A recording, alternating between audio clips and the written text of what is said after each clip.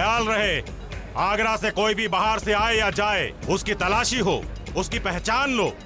शहंशाह खुद खुले में जश्न के लिए आने वाले हैं। उनकी हिफाजत के इंतजाम में कोई कमी नहीं रहनी चाहिए, समझे? जाओ।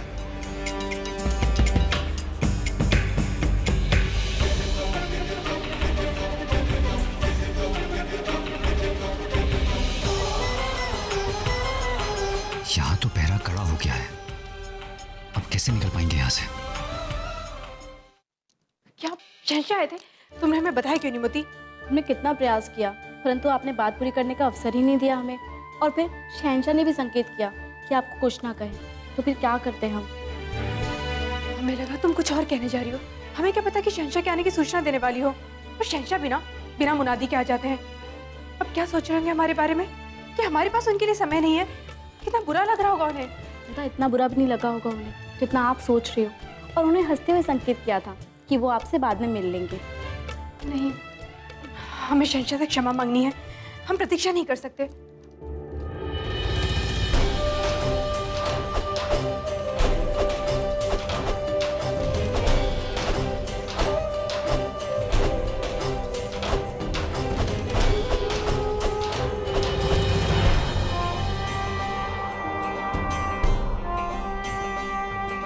माफ कीजिएगा, बताइए कैसे हमारी याद आई आपको? हम आपसे क्षमा मांगने आए हैं शहंशाह। आप हमसे कक्ष में मिलने आए थे, परंतु हम कार्य में व्यस्त थे। मोती भाई ने हमें बताया और आपने भी उसे चुप रहने का संकेत क्यों दिया? बताना चाहिए था ना कि आप हमसे मिलने आए हैं। हमने सोचा आपको बता दें, लेकिन फिर देखा कि आप इतने मशरूफ हैं कि हमारे लिए क्या आकर फरिश्ते भी आएंगे तो भी आपको फुर्सत नहीं मिलेगी जोधा बेगम। ऐसा नहीं है, आज कार्य का पहला दिन था ना। प्रारंभ में तो हमें कुछ समझ ही नहीं आया, खो ही गए हम काम में।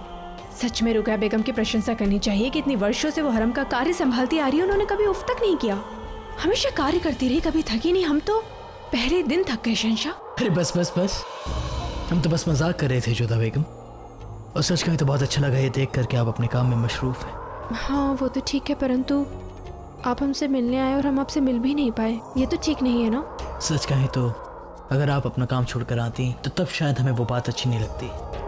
जी जोधा बेगम, हमें वो लोग बिल्कुल पसंद नहीं जो अपने काम को संजीदगी से नहीं करते हैं। और हम इतना जरूर कहना चाहेंगे कि अपने काम में मशरूफ होने के बावजूद अब काफी खूबसूरत लग रही थी।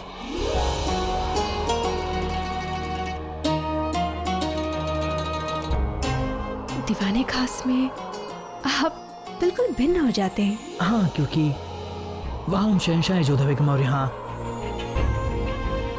यहाँ हम आपके दोस्त और आपके शौहर भी हैं।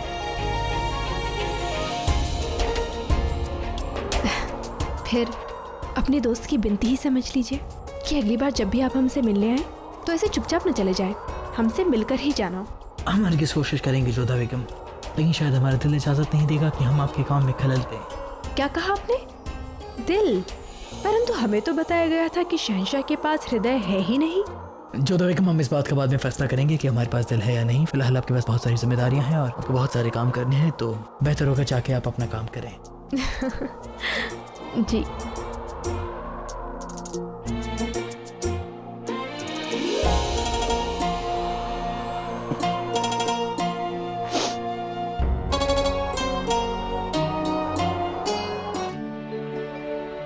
हम चाहते हैं कि हरम में हर प्रकार की सुविधा उपलब्ध हो।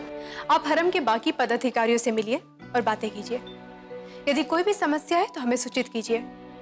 और हाँ, जो काम व्यवस्थित ढंग से चल रहे हैं उसे छिड़ा ना जाए, और जहां कहीं पे भी कोताही बरती जा रही है आप उसे तुरंत ठीक कीजिए। चलो यहाँ, चलो। आदाब जोधा बेगम। आदाब जोधा बेगम। क्या बात है, ये रो क्यों रही है?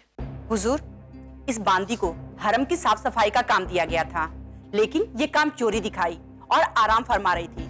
जब हमने इन्हें टोका तो ये बीमारी का बहाना बनाने लगी। हुजूर, माफ कर दीजिए जोधा बेगम, मुझसे गलती हो गई। तबीयत ठीक नहीं थी इसलिए मैं काम पर नहीं आ पाई। मुझे सजा मत दीजिएगा बेगम साहिबा। ये झूठ बोल रही है। हुजूर, इसे सजा दीजिए। ये काम चोरी दिखा रही थी और काम से बचना चाहती है।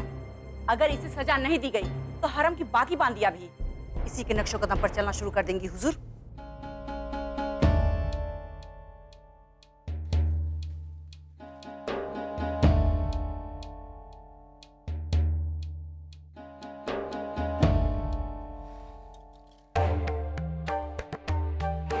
रोगी को दंड की नहीं, उपचार की आवश्यकता होती है। इन्हें तुरंत हकीम साहिबा के पास ले जाकर उपचार करवाइए। गुस्ताखी माफ हो हुजूर, इस बांदी को इतना सर पर मत चढ़ाइए। यहाँ रुकैया बेगम होती तो अब तक इसका बुखार ठीक हो चुका होता। अब ये हरम रुकैया बेगम नहीं संभालती है।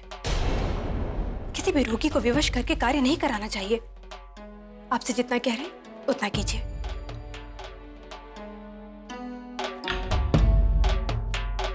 गुलामों के साथ हमेशा ऐसा ही होता है बेगम साहब। मरने की हद तक उनसे काम कराया जाता है और उसके बाद उनकी जगह कोई दूसरा आ जाता है।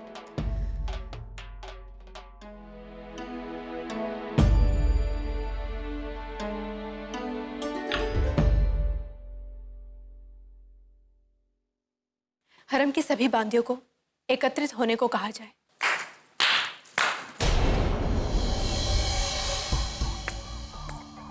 वाह जोधा बेगम, बहुत खूब। आपने तो अभी से ही हरम का काम संभाल लिया।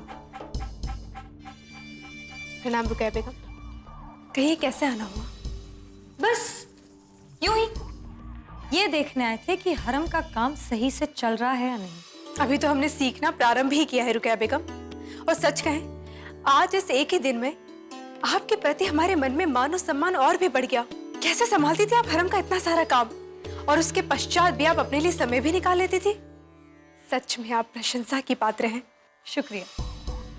इसीलिए तो हमने आपके नाम की सिफारिश की थी कि जिस हरम की बद इंतजामी की दुहाई देकर आप हमारे खिलाफ खड़ी हुई थी, आखिर आपको भी तो पता चले कि उसे संभालना इतना आसान नहीं है।